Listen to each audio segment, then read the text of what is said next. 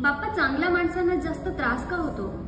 म्हणजे मला खूप लोक डीएम करून विचारतात की ताई, मला ह्या गोष्टीचा खूप त्रास होतोय, आणि मला प्रत्येकाला वेगळं काय उत्तर द्यावं ना हेच कळत नाही.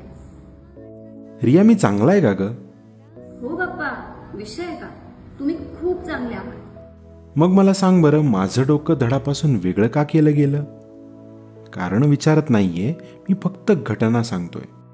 जेव्हा ती गोष्ट घडली तेव्हा मला आणि माझ्या आईला खूप त्रास झाला, प्रचंड. इतका की त्या त्रासाचे पडसाद पूर्ण विश्वभर उमटले.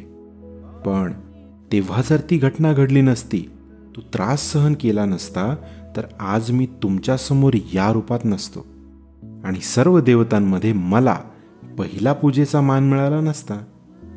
तात्पर्य हे की चांगले आहात म्हणून त्रास होतो असं नाही ग, तर त्रासाशिवाय तुमच्या आयुष्यात चांगलं होत नाही.